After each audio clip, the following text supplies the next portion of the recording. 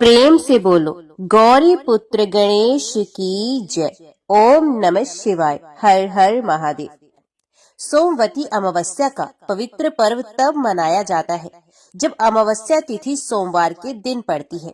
इसे सोमवती अमावस्या या सोमवारी अमावस्या भी कहा जाता है। इस दिन भगवान शिव और माता पार्वती की पूजा अर्चना की जाती है। मान्यता है कि इस व्रत के पालन से सौभाग्य और सुख समृद्धि की प्राप्ति होती है। साथ ही इस दिन पवित्र नदियों में स्नान कर दान पुण्य करने का विशेष महत्व भी होता है। सोमवती अमावस्या 30 दिसंबर यानी कि सोमवार को मनाई जाएगी। आज के वीडियो में आप श्रवण करेंगे सोमवती अमावस्या की पौराणिक व्रत कथा। सोमवती अमावस्या से संबंधित अनेक कथाएं प्रचलित हैं। परंपरा है कि सोमवती अमावस्या के दिन इन कथाओं को सुनने से मन की हर मनोकामनाएं पूर्ण हो जाती हैं। एक गरीब ब्राह्मण परिवार था जिसमें पति पत्नी के अलावा एक पुत्री थी। पुत्री धीरे धीरे बड़ी होने लगी। उस लड़की में समय के साथ सभी स्त्रीचित गुणों का विकास हो रहा था। लड़की सुंदर, संस्कारवान एवं गुणवान भी थी, लेकिन गरीब होने के कारण उसका विवाह नहीं हो पा रहा था। एक दिन ब्राह्मण के घर एक साधु पधारे, जो कि कन्या के सेवा भाव से काफी प्रसन्न हुए। कन्या को लंबी आयु का आशीर्वाद देते हुए साधु महाराज ने कहा कि कन्या की हथेली में विवाह योग्य रेखा नहीं है। ब्राह्मण दंपत्ति ने साधु से उपाय पूछा कि कन्या ऐसा क्या करे कि उसके हाथ में विवाह योग बन जाए। साधु ने कुछ देर सोच विचार करने के बाद अपनी अंतर्दृष्टि से ध्यान करके बताया कि कुछ दूरी पर एक गांव में सोना नाम की धोबी जाति की एक महिला अपने बेटे और बहू के साथ रहती है, जो कि बहुत ही आचार विचार और संस्कार संपन्न तथा पति परायणा है। यदि यह कन्या उसकी सेवा करे और वे महिला इसके शादी में अपने मांग का सिंदूर लगा दे, उसके बाद इस कन्या का विवाह हो तो इस कन्या का वैधव्य योग मिट सकता है। साधु ने ये भी बताया कि वे महिला कहीं आती जाती नहीं है। ये बात सुनकर ब्राह्मण ने अपनी बेटी से धोबन की सेवा करने की बात कही। कन्या तड़के ही उठकर सोना धोबिन के घर जाकर सफाई और अन्य सारे काम करके घर वापस आ जाती। सोना धोबिन अपनी बहू से पूछती है कि तुम तो तड़के ही उठकर सारे काम कर लेती हो और पता भी नहीं चलता। तो बहू ने कहा कि माँ जी, मैंने तो सोचा कि आप ही सुबह उठकर सारे काम खुद ही खत्म कर लेती हैं। मैं तो देर से उठती हूँ। इस पर दोनों सास बहू निगरानी करने लगी कि कौन है जो तड़के ही घर का सारा काम काज करके चला जाता है। कई दिनों के बाद धोबिन ने देखा कि एक कन्या मुंह अंधेरे घर में आती है और सारे काम करने के बाद चली जाती है। जब वे जाने लगी तो सोना धोबन उसके पैरों पर गिर पड़ी और पूछने लगी कि आप कौन हैं और इस तरह छुपकर मेरे घर की चाकरी क्यों करती हैं। तब कन्या ने साधु द्वारा कही गई सारी बातें बताई। सोना धोबिन पति परायणा थी, उसमें तेज था। वे तैयार हो गई। सोना धोबिन के पति थोड़ा अस्वस्थ थे। उसने अपनी बहू से अपने लौट आने तक घर पर ही रहने को कहा। सोना धोबिन ने जैसे ही अपने मांग का सिंदूर कन्या की मांग में लगाया, उसके पति चल बसे। उसे इस बात का पता चल गया। वे घर से निराचल ही चली थी, ये सोचकर कि रास्ते में कहीं पीपल का पेड़ मिलेगा तो उसे भंवरी देकर और उसकी परिक्रमा करके ही जल ग्रहण करेगी। उस दिन सोमवती अमावस्या थी। ब्राह्मण के घर मिले पुए पकवान की जगह उसने ईंट के टुकड़ों से 108 बार भंवरी देकर 108 बार पीपल की पेड़ की परिक्रमा की और उसके बाद जल ग्रहण किया। ऐसा करते ही उसके पति के मुर्दा शरीर में कंपन होने लगा। पीपल के पेड़ में सभी देवों का वास होता है। अतः सोमवती अमावस्या के दिन से शुरू करके जो व्यक्ति हर अमावस्या के दिन भंवरी परिक्रमा करने देता है, उसके सुख और सौभाग्य में वृद्धि होती है। जो हर अमावस्या को ना कर सके, वे सोमवार को पड़ने वाली अमावस्या के दिन 108 वस्तुओं की भंवरी देकर सोना धोबिन और गौरी गणेश की पूजा करता है, उसे अखंड सौभाग्य की प्राप्ति होती है। ऐसी परंपरा है कि पहली सोमवती अमावस्या के दिन धान, पान, हल्दी, सिंदूर और सुपारी की भवरी दी जाती है। उसके बाद कि सोमवती अमावस्या को अपने सामर्थ्य के हिसाब से फल, मिठाई, सुहाग सामग्री, खाने की सामग्री इत्यादि की भवरी दी जाती है। भवरी पर चढ़ाया गया सामान किसी सुपात्र ब्राह्मण, ननद या भांजे को दिया जा सकता है। अपने गोत्र या अपने से निम्न गोत्र में वे दान नहीं देना चाहिए। कहा जाता है कि महाभारत में भीष्म ने युधिष्ठिर को इस दिन का महत्व समझाते हुए कहा था कि इस दिन पवित्र नदियों में स्नान करने वाला मनुष्य समृद्ध, स्वस्थ और सभी दुखों से मुक्त होगा। ऐसा भी माना जाता है कि स्नान करने से पितरों की आत्माओं को शांति मिलती है। मरीचि के वंशज देवताओं के पितृगण जहाँ निवास करते हैं, वे लोग सोमपत के नाम से विख्यात है। देवता लोग उन पितरों का ध्यान किया करते हैं। वे यज्ञ परायण पितृगण अग्निश्वात नाम से प्रसिद्ध हैं। जहाँ वे रहते हैं वहीं अशोदा नाम की एक नदी प्रवाहित होती है, जो उन्हीं पितरों की मानसी कन्या है। प्राचीन काल में पितरों ने वहीं एक अशोद नामक सरोवर का भी निर्माण किया था। पूर्व काल में अशोदा ने 1 सहस्त्र दिव्य वर्षों तक घोर तपस्या की। उसकी तपस्या से संतुष्ट होकर पितृगण उसे वर प्रदान करने के लिए उसके समीप पधारे। वे सब के सब पितृ दिव्य रूपधारी थे। उनके शरीर पर दिव्य सुगंध का अनुलेप लगा हुआ था तथा गले में दिव्य पुष्प माला लटक रही थी। वे सभी नव युवक, बल संपन्न एवं कामदेव के सदृश सौंदर्यशाली थे। उन पितरों में अमावसु नामक पितृ को देखकर वर की अभिलाषा रखने वाली सुंदरी अशोदा व्यग्र हो उठी और उनके साथ रहने की याचना करने लगी। इस मानसिक कदाचार के कारण सुंदरी अशोदा योग से भ्रष्ट हो गई और उसके परिणाम स्वरूप वे स्वर्गलोक से भूतल पर गिर पड़ी। उसने पहले कभी पृथ्वी का स्पर्श नहीं किया था। जिस तिथि को अमावसु ने अशोदा के साथ निवास करने की अनिच्छा प्रकट की, वे तिथि उनके धैर्य के प्रभाव से लोगों द्वारा अमावस्या नाम से प्रसिद्ध हुई। इसी कारण ये तिथि पितरों को परम प्रिय है। इस तिथि में किया हुआ श्राद्ध आदि कार्य अक्षय फलदायक होता है। इस प्रकार तपस्या के नष्ट हो जाने से अशोदा लज्जित हो गई। वे अत्यंत दीन होकर नीचे मुख किए हुए देवपुर में उन्हें अपनी प्रसिद्धि के लिए पितरों से प्रार्थना करने लगी। तब रोती हुई उस तपस्विनी को पितरों ने सांत्वना दी। वे महाभाग पितर भावी देव कार्य का विचार कर प्रसन्नता एवं मंगल से परिपूर्ण वाणी द्वारा उससे इस प्रकार बोले, हे देवी, बुद्धिमान लोग स्वर्गलोक में दिव्य शरीर द्वारा जो कुछ शुभाशुभ कर्म करते हैं, वे उसी शरीर से उन कर्मों के फल का उपभोग भी करते हैं, क्योंकि देव योनि में कर्म तुरंत फलदायक हो जाते हैं। उसके विपरीत मानव योनि में मृत्यु के पश्चात जन्मांतर में कर्म फल भोगना पड़ता है।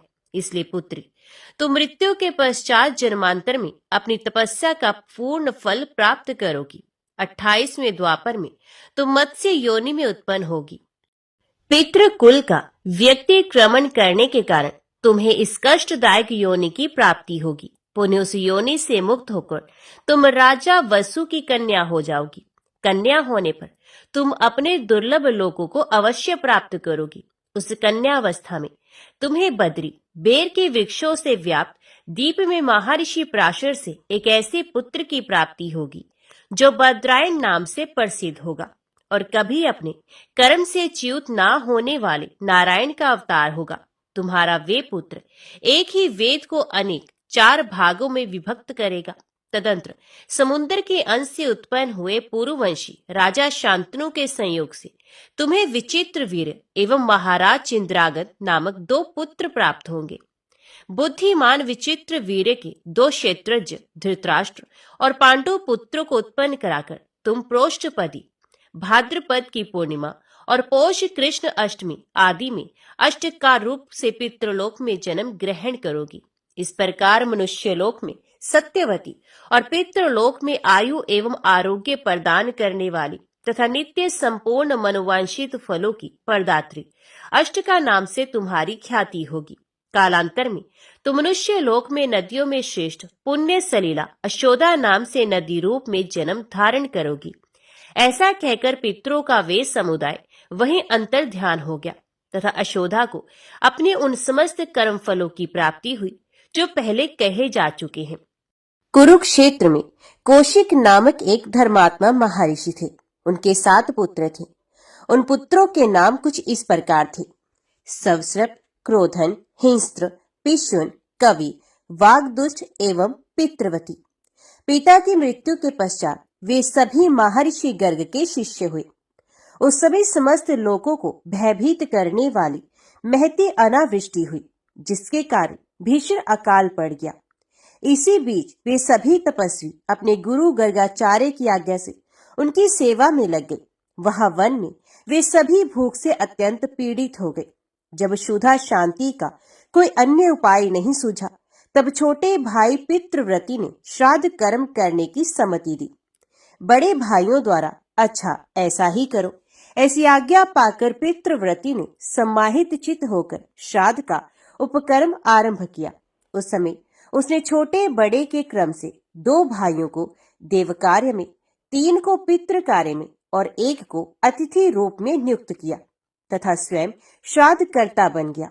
इस प्रकार पितृप्रायण पितृव्रती ने पितरों का स्मरण करते हुए मंत्रोच्चारण पूर्वक श्राद्ध कार्य संपन्न किया। काल कर्म के अनुसार मृत्यु के उपरांत श्राद्ध वैगुण्य रूप कर्मदोष से वे भी सभी दाशपुर मंदसौर नामक नगर में बहेलिया होकर उत्पन्न हुए। किंतु पितृ स्नेह श्राद्ध कृत्य से भावित होने के कारण उन्हें पूर्व जन्म के वृतांतों का स्मरण बना रहा। पूर्व जन्म के कर्मों के परिणाम स्वरूप वे क्रूर कर्मी बहेलियों के घर में पैदा तो हुए, परंतु पितरों के ही महात्म्य से वे सभी जाति स्मर पूर्व जन्म के वृतांतों के ज्ञाता भी बने रहे। उन्हें श्राद्ध कर्म के फल से वैराग्य उत्पन्न हो जाने के कारण उन सभी ने अनशन करके अपने अपने उस शरीर का त्याग कर दिया। तदंतर वे 7 कालंजर पर्वत पर भगवान नीलकंठ के समक्ष मृग योनि में उत्पन्न हुए। वहां भी पितरों के स्नेह से अनुभावित होने के कारण वे जाति स्मर बने ही रहे।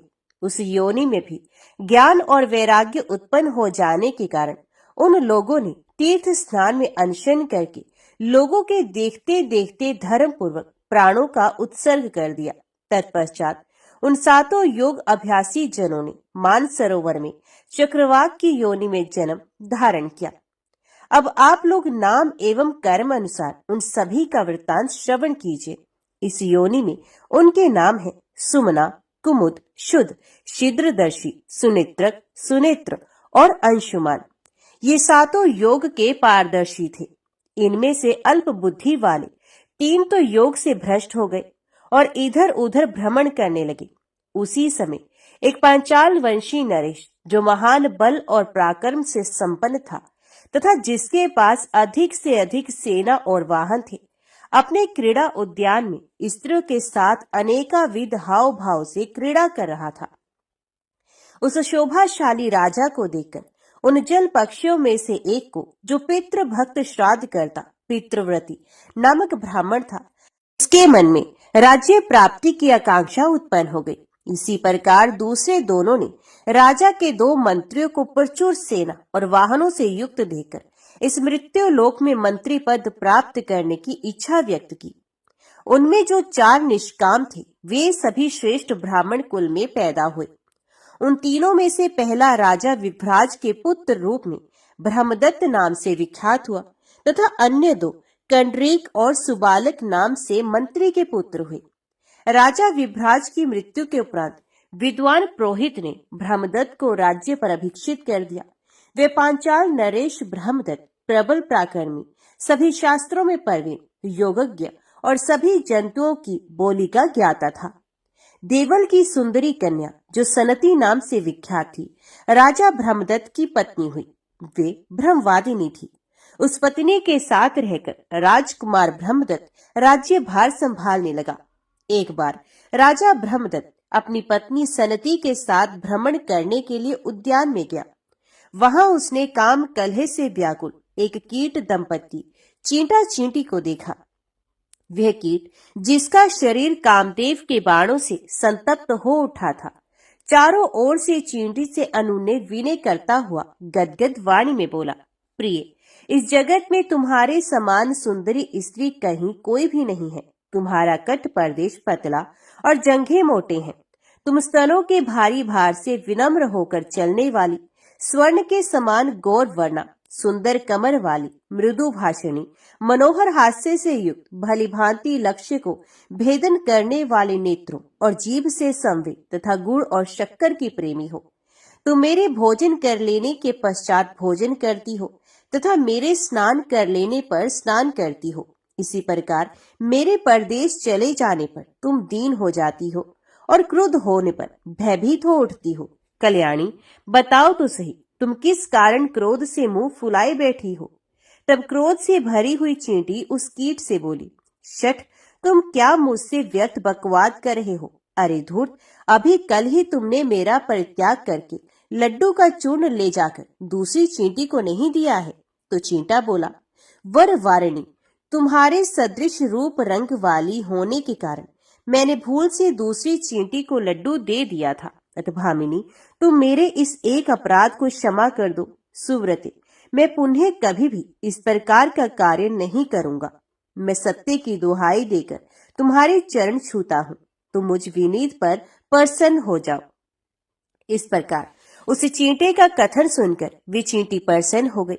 इधर चक्रपाणी भगवान विष्णु की कृपा से समस्त प्राणियों की बोली का ज्ञाता होने के कारण ब्रह्मदत्त भी उस सारे वृत्तांत को जानकर विस्मय विमुग्ध हो गए। वे चारों चक्रवाक उसी ब्रह्मदत्त के नगर में एक वृद्ध ब्राह्मण के पुत्र रूप से उत्पन्न हुए थे। उस जन्म में भी वे ब्राह्मण पूर्वत जाति स्मर ही बने रहे। उस समय उनके धृतिमान, तत्वदर्शी, विद्याचंड और तपोत्सुक ये चार नाम थे। वे कर्म अनुसार एक अत्यंत सुदृढ़, उस ब्राह्मण का नाम भी सुदृढ़ था, ब्राह्मण के पुत्र थे।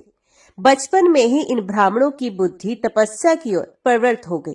तब ये द्विज श्रेष्ठ पिता से प्रार्थना करते हुए बोले, पिताजी, हम लोग तपस्या करके परम सिद्धि प्राप्त करना चाहते हैं।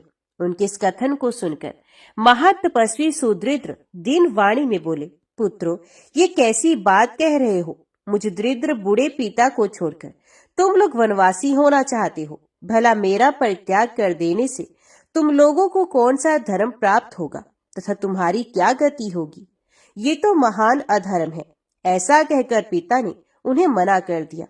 ये सुनकर उन पुत्रों ने कहा, तात, हम लोगों ने आपकी जीविका उपार्जन का प्रबंध कर लिया है।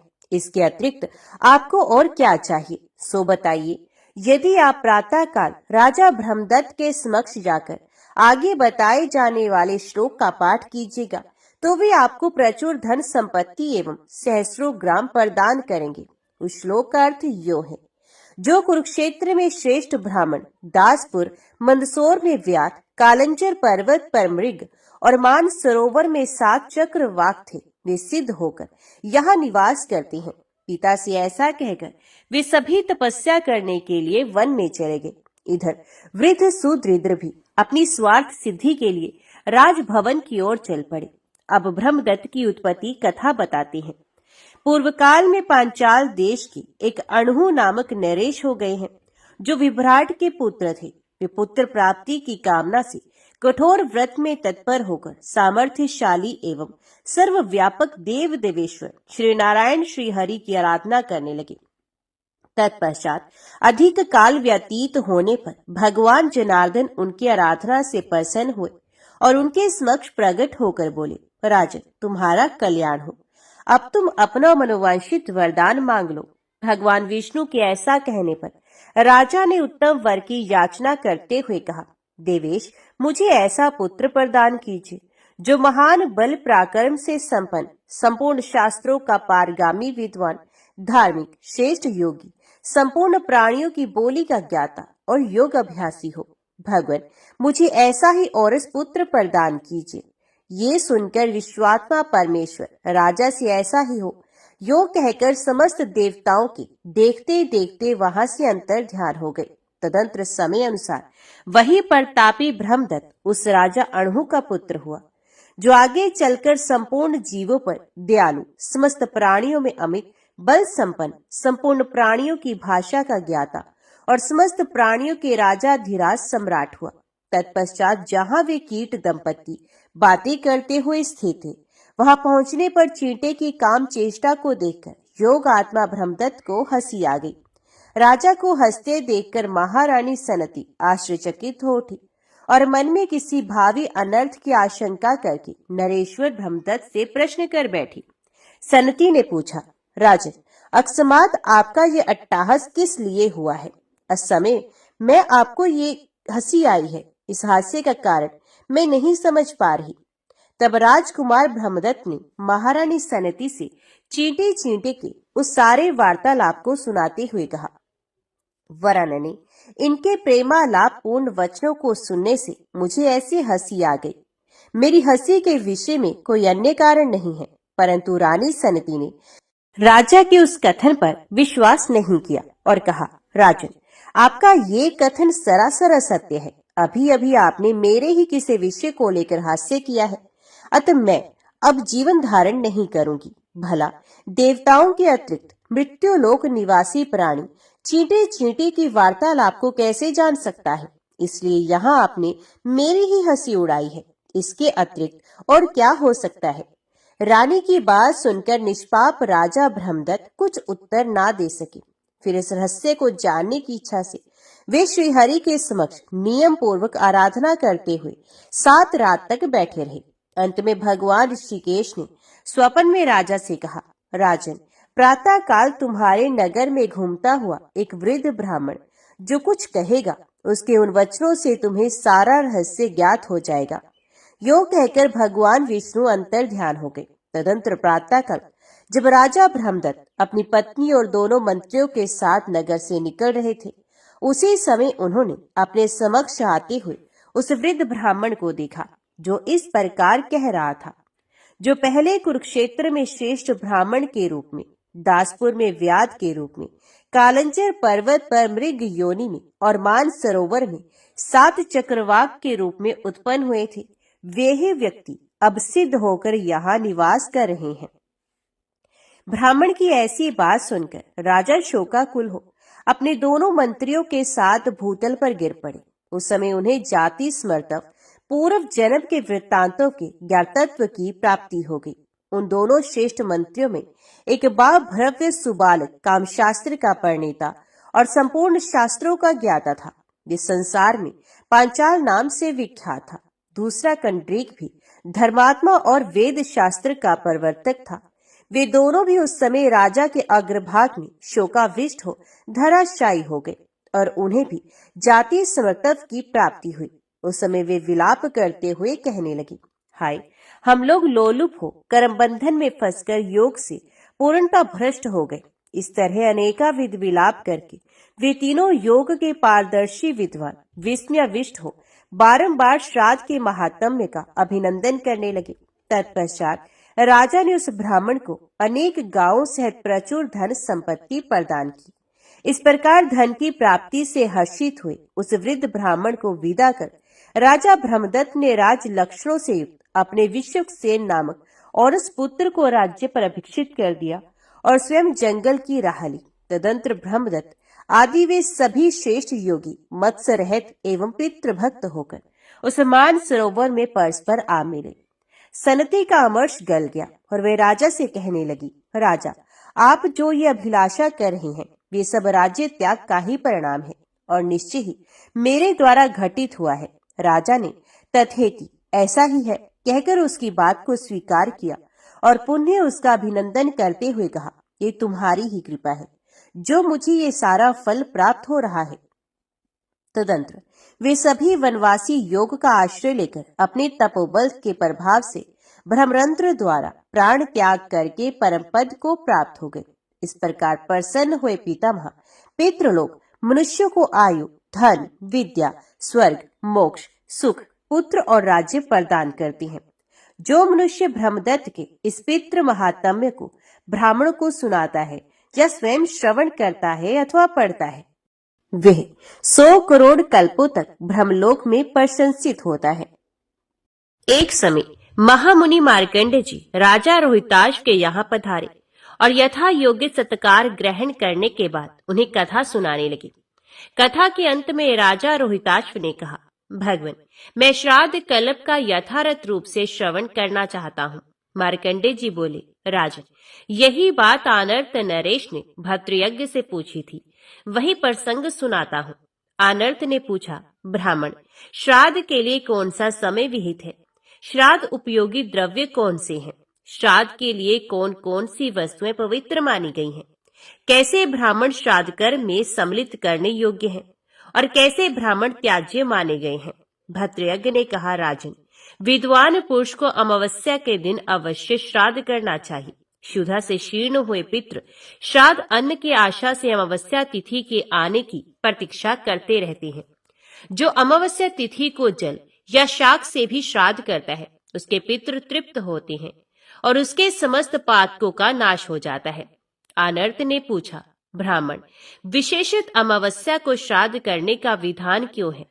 मरे हुए जीव तो अपने कर्म अनुसार शुभाशुभ गति को प्राप्त होते हैं, फिर श्राद्ध काल में वे अपने पुत्र के घर कैसे पहुंच पाते हैं?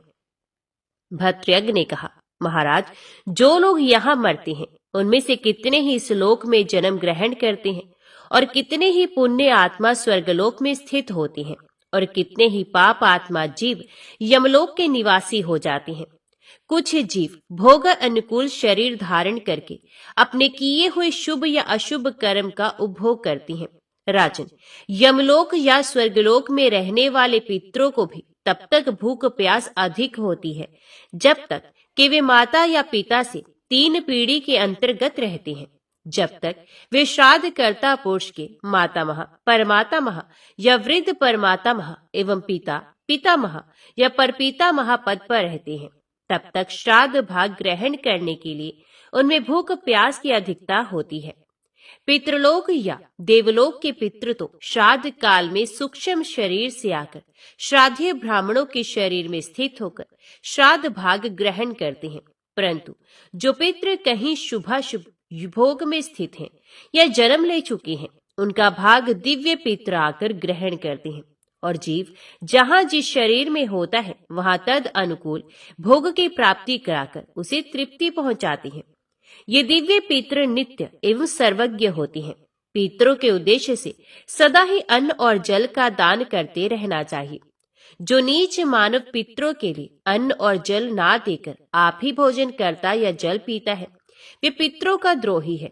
उसके पितृ स्वर्ग में अन्न और जल नहीं पाती हैं, इसलिए शक्ति के अनुसार अन्न और जल उनके लिए अवश्य देने चाहिए। श्राद्ध द्वारा तृप्त किए हुए पितृ मनुष्य को मनोवांछित भोग प्रदान करते हैं। अनर्थ नरेश ने पूछा, ब्राह्मण, श्राद्ध के लिए और भी तो नाना प्रकार के पवित्रम काल है, फिर अमावस्या को ही विशेष रूप से श्राद्ध करने की बात क्यों कही गई है? भद्रयज्ञ ने कहा, महाराज, ये सत्य है कि श्राद्ध के योग्य और भी बहुत से समय हैं। मनवादी तिथि, युगादि तिथि, संक्रांति काल, व्यतिपात, गज छाया, चंद्र ग्रहण और सूर्य ग्रहण, इन सभी समयों में पितरों की तृप्ति के लिए श्राद्ध करना चाहिए। पुण्य तीर्थ, पुण्य मंदिर, श्राद्ध योग्य ब्राह्मण तथा श्राद्ध के योग्य उत्तम पदार्थ प्राप्त होने पर बुद्धिमान पुरुषों को बिना पर्व के भी श्राद्ध करना चाहिए। अमावस्या को जो विशेष रूप से श्राद्ध करने का आदेश दिया गया है, इसका कारण बताता हूँ। एकाग्रचित होकर सुनो। सूर्य की सहस्रों किरणों में जो सबसे प्रमुख है, उसी का नाम अमा है। उस अमा नामक प्रधान किरण के ही तेज से सूर्य देव तीनों लोगों को प्रकाशित करते हैं। उसी अमा में तिथि विशेष को चंद्रदेव निवास करते हैं, इसलिए उसका नाम अमावस्या है। यही कारण है कि अमावस्या प्रत्येक धर्म कार्य के लिए अक्षय फल देने वाली बताई गई है। श्राद्ध कर्म में तो इसका विशेष महत्व है ही। अग्निश्वात, बहर्षित, आजप्य, सोमप, रश्मिप, उपहूत, अयुंतुक, श्राद्धभुक तथा अन्नादिमुख, ये 9 दिव्य पितृ बताए गए हैं। आदित्य, वसु, रुद्र तथा दोनों अश्विनी कुमार भी केवल नांदीमुख पितरों को छोड़कर शेष सभी को तृप्त करते हैं। ये पितृगण ब्रह्मा जी के समान बताए गए हैं। अथ पद्म योनि ब्रह्मा जी उन्हें तृप्त करने के पश्चात सृष्टि कार्य आरंभ करते हैं। इनके सिवा दूसरे भी ऐसे मृत्यु पितृ होते हैं जो स्वर्गलोक में निवास करते हैं। वे दो प्रकार के देखे जाते हैं, एक तो सुखी और दूसरे दुखी। मृत्युलोक में रहने वाले वंशज जिनके लिए श्राद्ध करते और दान देते हैं, वे सभी वहां हर्ष में भरकर देवताओं के समान प्रसन्न होते हैं। जिनके लिए उनके वंशज कुछ भी दान नहीं करते, वे भूख प्यास से व्याकुल और दुखी देखे जाते हैं। एक समय की बात है, अग्निश्वात आदि सभी पितृ देवराज इंद्र के पास गए। महाराज इंद्र ने उन्हें आया देख संपूर्ण देवताओं के साथ भक्ति पूर्वक उनका पूजन किया। इसके बाद जब वे देव दुर्लभ पितृलोक को जाने लगे, तब क्षुधा पिपासा से पीड़ित रहने वाले मृत्यु पितरों ने दिव्य स्तोत्रों से, पितृ सूक्त के मंत्रों से तथा पितरों को संतुष्ट करने वाले अन्यान्य वैदिक स्तोत्रों से उन सबकी स्तुति करके दीनतापूर्ण वचनों द्वारा उन्हें प्रसन्न किया। तब वे दिव्य पितर प्रसन्न होकर उनसे बोले, सुव्रतो, हम सब तुम लोगों पर प्रसन्न हैं, बोलो तुम क्या चाहते हो। मृत्यु पितृ बोले, दिव्य पितृगण, हम मनुष्यों के पितर हैं। अपने कर्मों द्वारा मृत्युलोक से स्वर्गलोक में आकर देवताओं के साथ निवास करते हैं, परंतु यहाँ हमें अत्यंत भयंकर भूख और प्यास का कष्ट होता है। जान पड़ता है हम आग में जल रहे हैं। यहाँ के नंदन आदि वनों में बड़े सुंदर सुंदर वृक्ष हैं, सब में फल लगे हैं, परंतु उन फलों को जब हम हाथ में लेते हैं और यत्न पूर्वक जोर जोर से खींचते हैं, तो भी वे डाली से टूटकर अलग नहीं होते। प्यास से पीड़ित होकर यदि हम देव नदी गंगा का जल हाथ में उठाते हैं और पीते हैं, तब हमारे हाथ में उस जल का स्पर्श ही नहीं होता। इस स्वर्गलोक में कोई खाता पीता नहीं दिखाई देता, अतः यहाँ का निवास हमारे लिए अत्यंत भयंकर हो गया है। यहाँ जो देवता और ग्रह आदि हैं, ये सब विमान में बैठे हुए परसंचित दिखाई देते हैं। इन्हें भूख प्यास का कष्ट नहीं है। ये अनेक प्रकार के भोगों से संपन्न है। क्या हम सब लोग भी कभी ऐसे हो सकेंगे? भूख प्यास के कष्ट से रहित हो परम संतोष पा सकेंगे? दिव्य पितरों ने कहा, इंद्र आदि केवल दूसरे दूसरे कार्य में व्यग्र होकर जब हमारे लिए श्राद्ध नहीं करते, दान नहीं देते, तब हम लोगों की भी ऐसी ही कष्टपूर्ण दशा हो जाती है। उस समय हम वहां से आकर देवताओं से कहते हैं, प्रार्थना करते हैं। उसके बाद जब वे लोग श्राद्ध तर्पण द्वारा हमें तृप्त करते हैं, तब हमें तृप्ति प्राप्त होती है। इसी प्रकार तुम लोगों के जो वंशज एकाग्रचित हो तुम्हारे लिए श्राद्ध का दान देते हैं, उससे तुम लोग भी क्यों नहीं तृप्त होगे? अब परमादि वंशज पितरों का तर्पण नहीं करते, तब उनके पितृ स्वर्ग में रहने पर भी भूख प्यास से व्याकुल हो जाते हैं। फिर जो यमलोक में पड़े हुए हैं, उनके कष्ट का तो कहना ही क्या। इतना कहकर दिव्य पितरों ने मृत्यु पितरों को साथ ले ब्रह्मा जी के समीप गमन किया और उनकी तथा अपनी शाश्वत तृप्ति के लिए उपाय पूछा। तब ब्रह्मा जी ने कहा, पितरों, यदि मनुष्य पिता, पितामह और परपितामह के उद्देश्य से तथा मातामह, परमातामह और वृद्ध परमातामह के उद्देश्य से श्राद्ध तर्पण करेंगे, तो उतने से ही उनके पिता और मातामह से लेकर मुझ तक सभी पितृ तृप्त हो जाएंगे। जिस अन्न से मनुष्य अपने पितरों की तुष्टि के लिए श्रेष्ठ ब्राह्मणों को तृप्त करेगा और उसी से भक्ति पूर्वक पितरों के निमित्त पिंडदान भी देगा, उससे तुम्हें सनातन तृप्ति प्राप्त होगी। अमावस्या के दिन वंशजों द्वारा श्राद्ध और पिंड पाकर पितरों को 1 मास तक तृप्ति बनी रहेगी। सूर्यदेव के कन्या राशि पर स्थित रहते समय अश्विन कृष्ण पक्ष, पितृपक्ष या महालय में जो मनुष्य मृत्यु तिथि पर पितरों के लिए श्राद्ध करेंगे, उनके श्राद्ध से पितरों को 1 वर्ष तक तृप्ति बनी रहेगी। उस समय शाक के द्वारा भी जो तुम्हारा श्राद्ध नहीं करेगा, वे धनहीन चांडाल होगा। जो मनुष्य उसके साथ बैठना, सोना, खाना, पीना, छूना, छुलाना अथवा वार्तालाप आदि व्यवहार करेंगे, वे भी महापापी माने जाएंगे। उनके संतान की वृद्धि नहीं होगी, किसी प्रकार भी उन्हें सुख और धन धान्य की प्राप्ति नहीं होगी। यदि मनुष्य गया शीर्ष में जाकर एक बार भी श्राद्ध कर देंगे, तो उसके प्रभाव से तुम सभी पितृ सदा के लिए तृप्त हो जाओगे।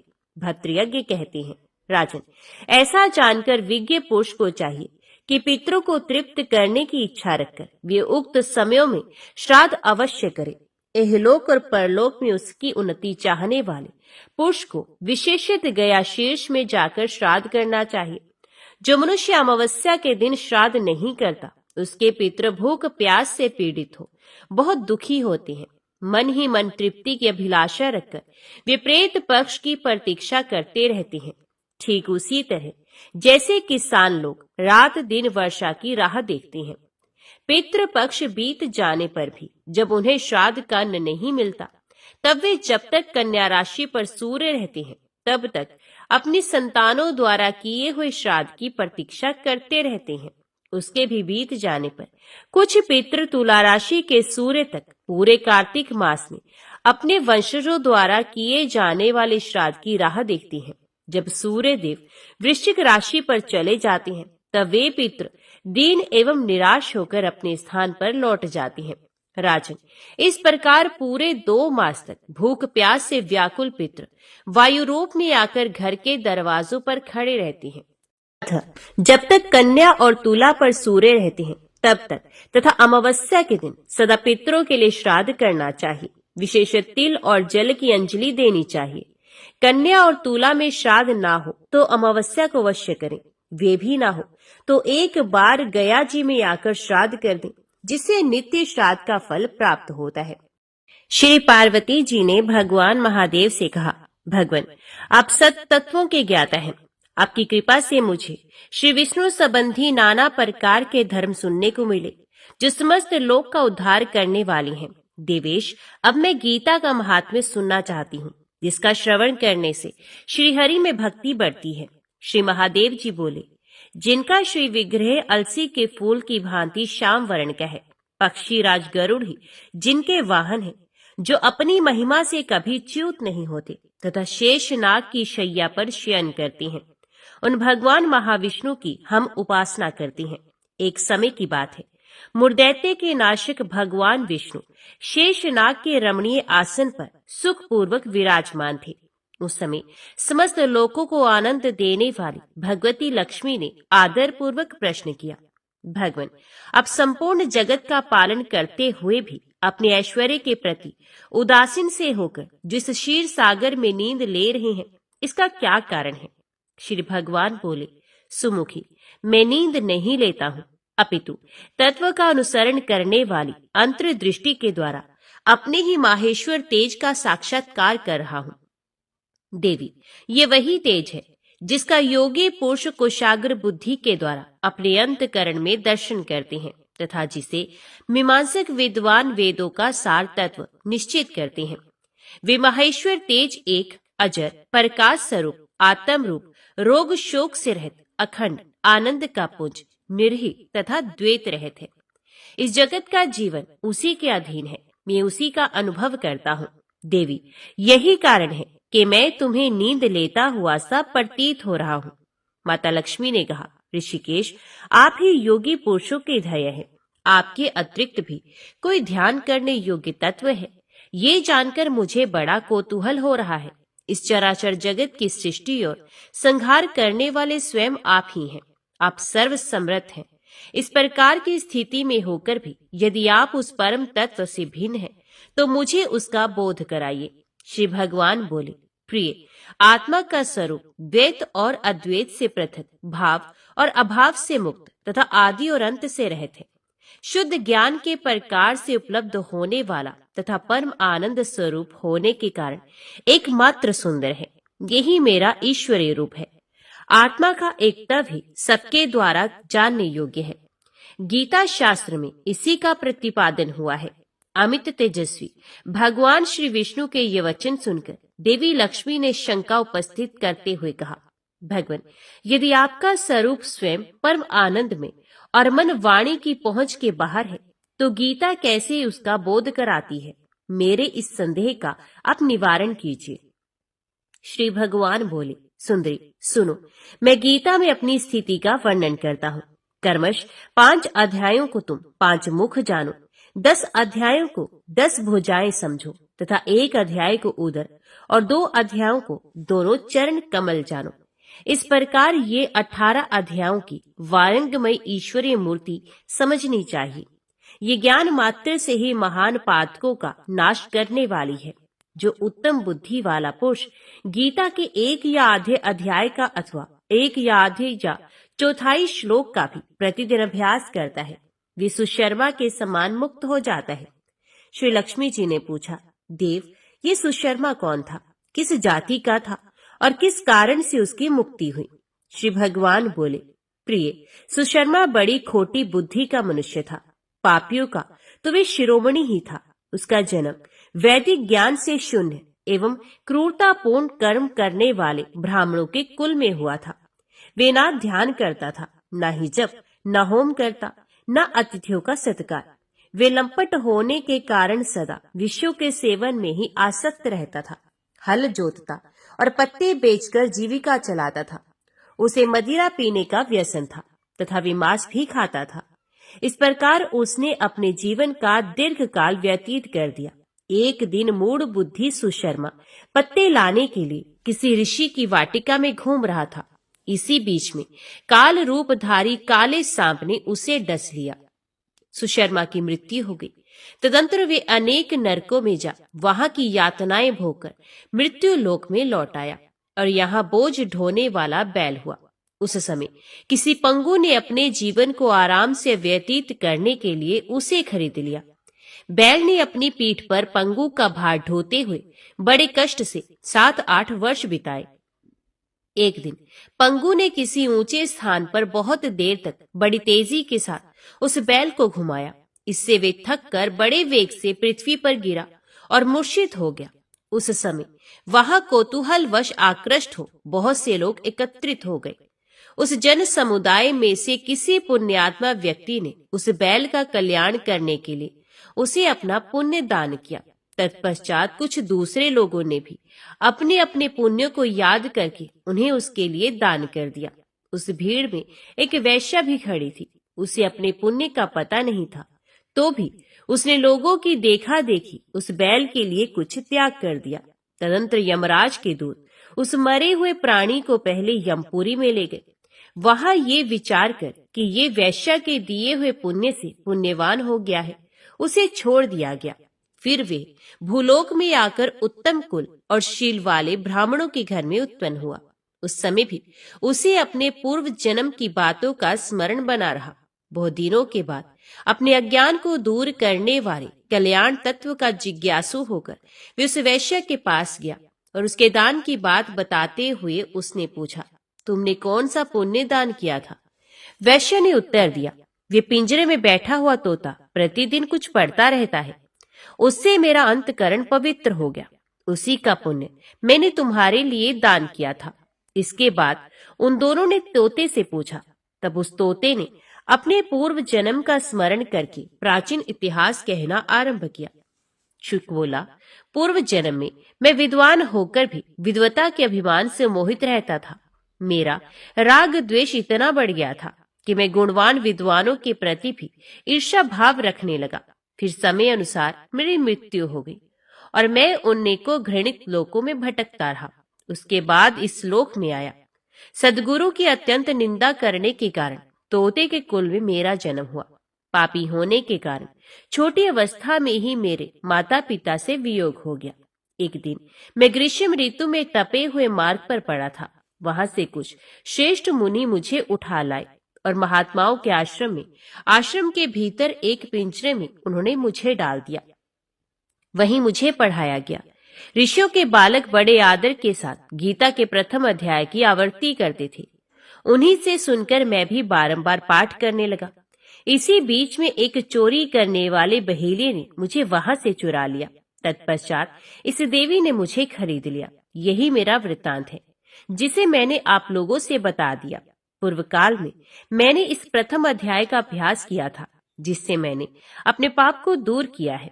फिर उसी से इस वैश्य का भी अंतकरण शुद्ध हुआ है और उसी के पुण्य से ये द्विजश्रेष्ठ सुशर्मा भी पाप मुक्त हुए हैं।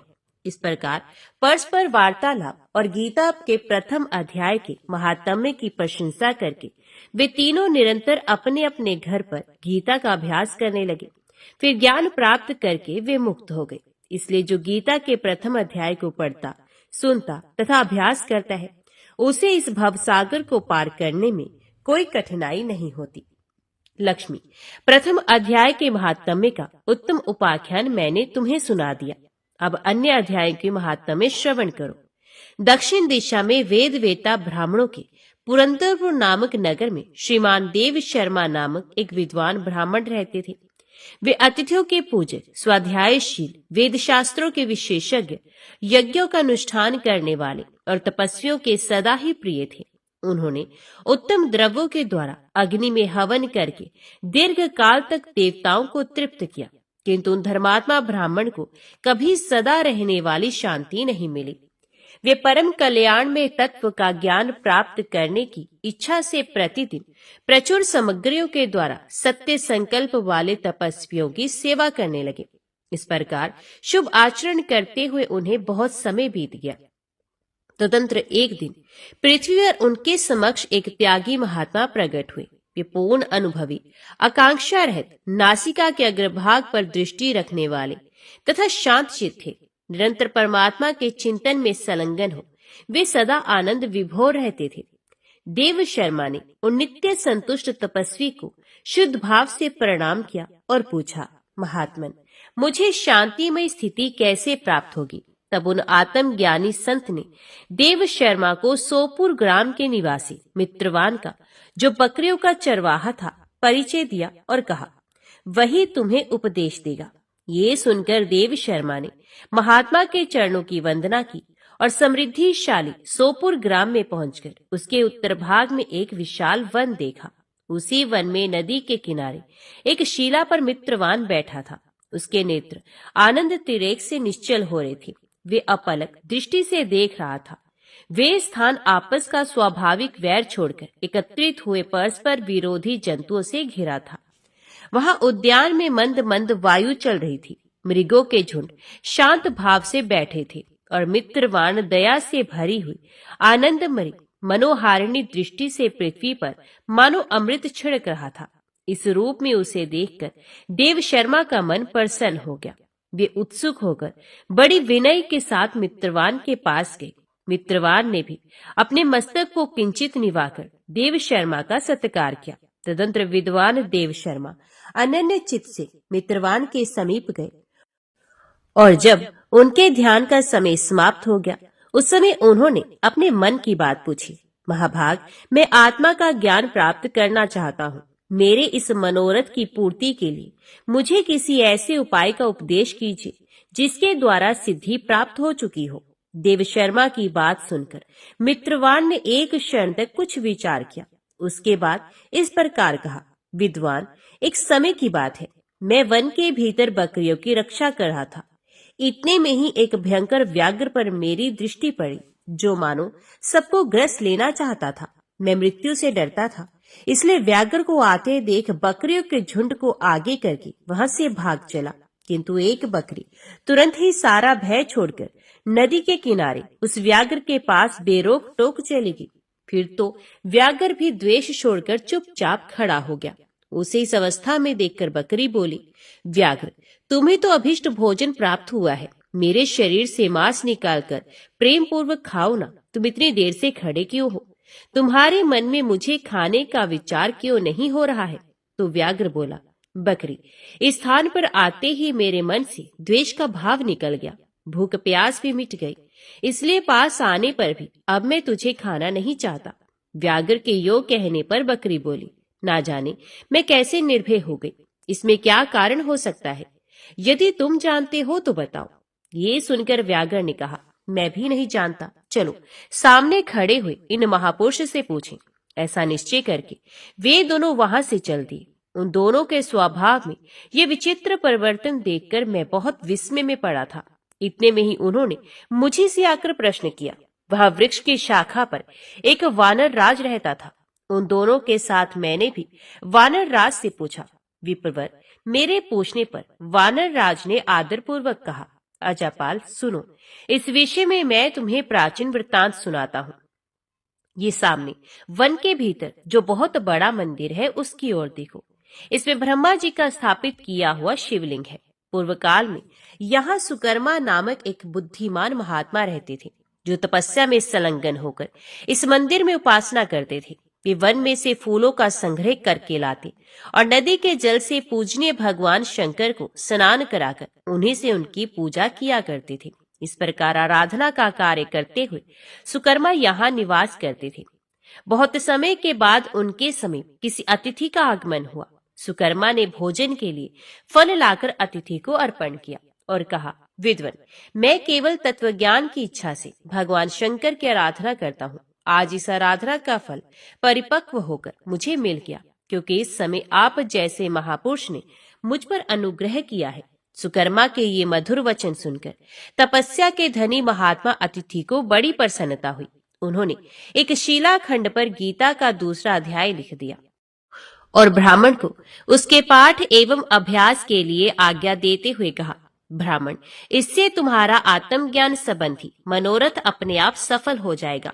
यो कहकर वे बुद्धिमान तपस्वी सुकर्मा के सामने ही उनके देखते देखते अंतर ध्यान हो गए।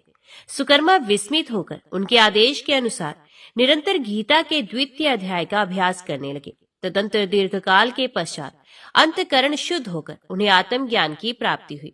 फिर वे जहां जहां भी गए वहां वहां का तपोवन शांत हो गया।